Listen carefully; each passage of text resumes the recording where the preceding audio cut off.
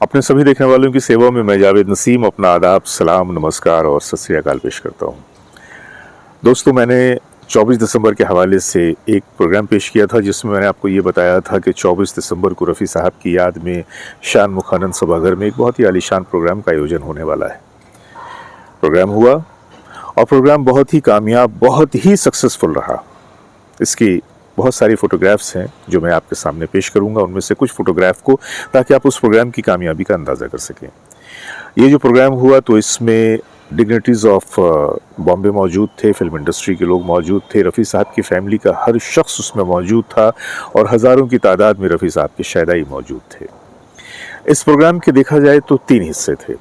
पहला हिस्सा जो था वो तो था वेलकम का, और जिसे हम तहनीत कह लें। तो वो जो था मेहमानों को सम्मानित करने का, वो एक प्रोग्राम का हिस्सा था। दूसरा जो हिस्सा था वो था गाने बजाने का, रफ़ी साहब की याद में श्रद्धांजलि के तौर पर रफ़ी साहब के गीतों को पेश करने का।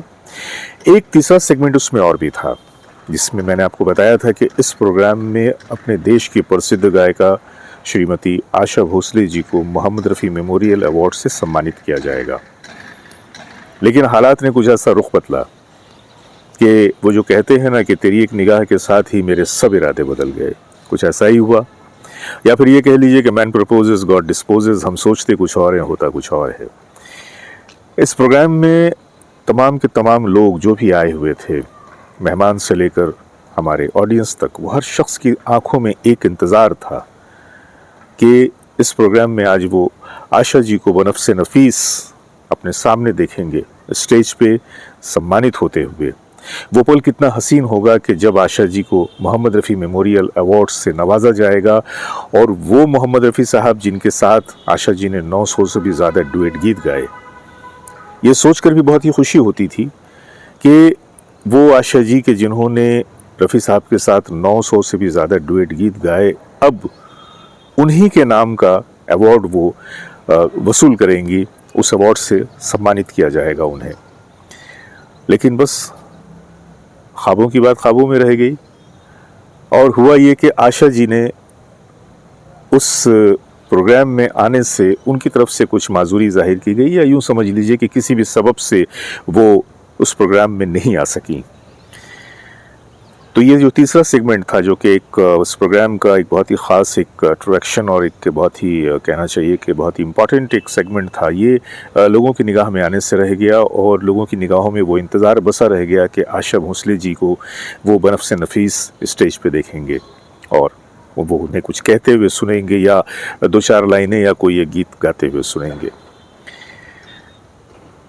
इस सेगमेंट से हटकर अगर हम बातें करें तो बकिया जो प्रोग्राम था बहुत ही आलीशान था। बहुत ही आलीशान इसलिए भी कि इसमें हमारे महाराष्ट्र के जो डिग्निटरीज़ थे वो भी शामिल थे। बॉम्बे के लोग बहुत ही जौक दर जौक उस प्रोग्राम में शामिल थे। रफ़ी साहब की फैमिली का हर शख्स उसमें शामिल था, और ये जो ऑडियंस की तादाद थी ये 2500 से भी ज़्यादा थी। हॉल बिल्कुल पैक था, और वो मंज़र तो बड़ा ही अजीब सा, बड़ा ही अनूठा सा था कि जब ये गाना शुरू हुआ कि बार बार दिन ये आए, बार बार दिल ये गाए, रफ़ी साहब का ही गाया हुआ गीत जब 2500 से ज़्यादा लोग खड़े होकर गा रहे थे। मैं उसकी एक छोटी सी क्लिप आपके सामने पेश करूंगा।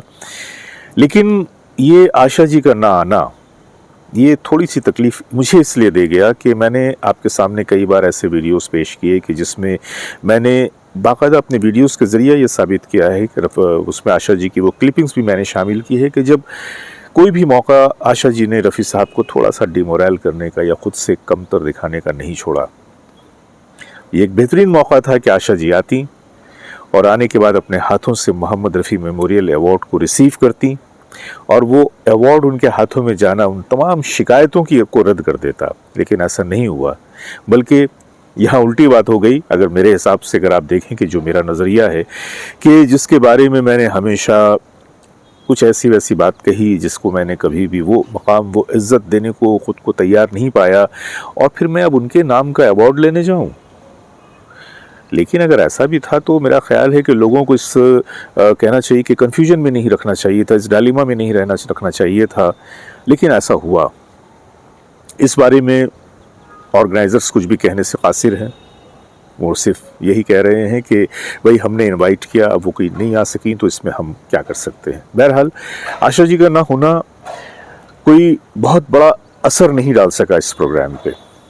हाँ, ये ज़रूर है कि अगर वो आ जाती तो ये प्रोग्राम और भी ज़्यादा हाईलाइटेड होता, लेकिन उनकी गैर मौजूदगी ने भी इस प्रोग्राम की कामयाबी पे कोई असर नहीं डाला। प्रोग्राम बहुत ही आलीशान था, बहुत ही कामयाब था और जाना मुझे भी था, लेकिन मैं अपने कुछ सर्कमस्टेंसेस की वजह से शामिल नहीं हो सका। हालांकि मेरे होटल, फ्लाइट सारी की सारी अरेंजमेंट्स मैं कर चुका था, लेकिन फिर मुझे उन तमाम चीज़ों को कैंसिल करना पड़ा। और कहीं ना कहीं मेरे दिल में भी ये बात थी कि अगर मैं इस बार जाऊंगा और जब आशा जी सामने होंगी तो फिर कोशिश करूंगा कि मैं उनसे दो चार बातें कर लूं। और जाहिर सी बात है कि उनकी तरफ से जो बात आएगी वो खूबसूरत बात होगी। कम से कम जो शिकायतें लोगों के दिल में पैदा हुई हैं वो शिकायतें भी दूर हो जाएंगी, लेकिन ऐसा नहीं हुआ। बहरकैफ मैं आपके सामने उस प्रोग्राम की कुछ तस्वीरें पेश कर रहा हूं जो ये आपको बताएंगी कि ये प्रोग्राम किस हद तक कामयाब हुआ और लोगों ने कितनी पज़िराई की। तो आइए चलते हैं उन फोटोज़ की तरफ। आइए आप उन तस्वीरों का ही मज़ा लें। अगर आप उस प्रोग्राम का हिस्सा ना बन सकें, मैं भी उन तस्वीरों का ही मज़ा लूँगा। तो आइए देखते हैं उन तस्वीरों को। प्राइम मिनिस्टर की जानिब से आया हुआ ये खूबसूरत सा मैसेज आप लोग देख पा रहे हैं। शाहिद रफ़ी साहब, साथ में हैं फिरदौस जी और उनके साथ बैठे हैं वेंकट जी, यास्मीन बाजी, साथ में हैं परवेज़ भाई और दूसरे लोग। इस तस्वीर में आप देख रहे हैं कि लोग कितनी श्रद्धा के साथ हाथ जोड़े खड़े हैं। ये हमारे कुछ बच्चे जो रफ़ी साहब को अपनी श्रद्धांजलि पेश कर रहे हैं।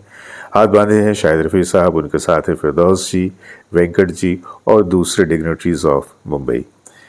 इसमें आप देख पा रहे हैं नसरीन बाजी को, यास्मीन बाजी, परवेज़ भाई, साथ दूसरे लोग, एक बार फिर शाहिद भाई और फिरदौस जी। ये स्टेज का एक ग्लिम्स है, एक झलक है स्टेज की, जहाँ पे लोग बैठे हुए नज़र आ रहे हैं। आप देख पा रहे हैं इन लोगों को, यास्मीन आपा, नसरीन आपा, ये तमाम की तमाम मौजूद थी। परवेज़ भाई थे और रफ़ी साहब की फैमिली का हर फर्द इस प्रोग्राम में मौजूद था। ये एक तरह से बड़ी ही खुशी की बात रही और बड़ा ही खूबसूरत प्रोग्राम रहा, बड़ा ही कामयाब प्रोग्राम रहा। तो दोस्तों, ये थी वो तस्वीरें जो मैंने आपके सामने पेश किया और इन तस्वीरों से आप लोगों को भरपूर अंदाज़ा हो गया होगा कि ये प्रोग्राम कितना ख़ास, कितना खूबसूरत और कितना यादगार था। बहरहाल आगे भी ये सिलसिला जारी रहेगा और हम लोग अब तो आने वाले साल की पूरी तैयारियों में लग गए हैं, क्योंकि महाराष्ट्र गवर्नमेंट ने भी अपनी तरफ से एक तरह से ग्रीन सिग्नल दे दिया है कि अब वो रफ़ी साहब के बारे में, रफ़ी साहब की सेंटेनरी तक प्रोग्राम्स मुनक़्क़िद करेगी। तो चलिए हम अपनी कोशिशों में लग जाते हैं। और खूबसूरत बात यह है, अच्छी बात यह है कि जितना ये दिन बढ़ रहा है, जैसे जैसे वक्त आगे की तरफ जा रहा है, रफ़ी साहब की मकबूलियत, उनकी मोहब्बत लोगों के दिलों में और ज़्यादा से ज़्यादा बढ़ती चली जा रही है। हमारी दुआ है कि ये जो हमारी रफ़ियन की बरादरी है, ये सब हम जो रफ़ियन साहब के चाहने वाले हैं, एक दूसरे से यूँ ही जुड़ते रहें ज़्यादा से ज़्यादा तादाद में और एक दूसरे से अपनी मोहब्बत का आदान प्रदान करते रहें।